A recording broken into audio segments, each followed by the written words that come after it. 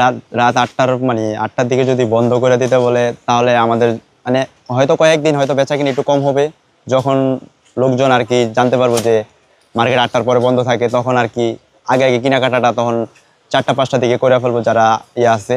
হয়তো কিছু কাস্টমার রাত 10টার পরে আসে, অফিস ছুটির পরে আসে, ওগুলো একটু বেচা কিনা কমে। কিন্তু আলহামদুলিল্লাহ এর আগেও একবার হয়েছিল, তখন দিনের বেলা আলহামদুলিল্লাহ ওটা আমাদের এত একটা প্রভাব পড়বে না, ব্যবসায়ীদের কোনো সমস্যা হবে না ইনশাল্লাহ। মানুষ হয়তো কিছু কয়েকটা দিন মানে একটু ধৈর্য ধরতে হবে, তারপর ইনশাল্লাহ সবকিছু আগের মতো ঠিক হয়ে যাবে, অত একটা চাপ পড়বো না ব্যবসার দিকে। এটা যদি দেশের জন্য ভালো হয়, আমাদের ব্যবসায়িক সামান্য এটা তো আর আমাদের ক্ষতি হবে না, দেশের সবকিছুর জন্য ভালো হয়, তাহলে আলহামদুলিল্লাহ এটা সিদ্ধান্ত ঠিক আছে। কিছুটা তো প্রভাব পড়বে, তারপরে এটাকে পজিটিভলি আমাদের দিতে হবে, যেহেতু এটা জ্বালানি সংকট আমাদের একার না, সারা ওয়ার্ল্ডই হচ্ছে, আমাদেরও হচ্ছে। এখন থেকে যদি আমরা সাবধানতা অবলম্বন করি, একটু সাশ্রয়ীভাবে চলি, ভবিষ্যতে যদি আমাদের ভালোর জন্য এটা করতেছে, এটা আমরা পজিটিভলি দেখি।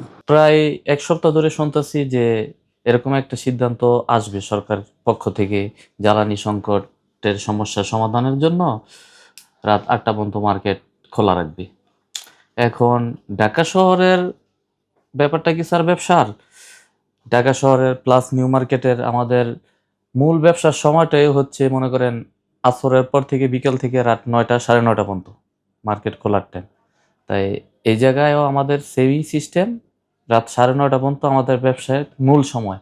তো এটা যদি স্যার সাময়িক সময়ের জন্য হয় তাইলে হয়তো কোনো সমস্যা নাই, কিন্তু যদি দীর্ঘায়িত হয় তাইলে এটা আমাদের ব্যবসার জন্য অনেক ক্ষতিগ্রস্ত হবে। তাই সরকারের কাছে আমাদের জোরালো আবেদন, এটা যাতে দীর্ঘস্থায়ী না হয়, এই সমস্যা যত দ্রুত তাড়াতাড়ি সম্ভব সমাধান করে আমাদের ব্যবসা প্রতিষ্ঠানের সময়সীমা যাতে আগের মতো করে দেওয়া হয়। না, আল্লাহর রহমতে তো আমরা এরকম ক্ষতি কিছু দেখতেছি না।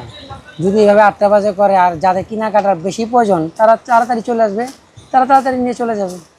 এই জন্য মার্কেটে কোনো এফেক্ট হওয়ার মতো কোনো অপশন আমরা দেখি না, আল্লাহর রহমতে।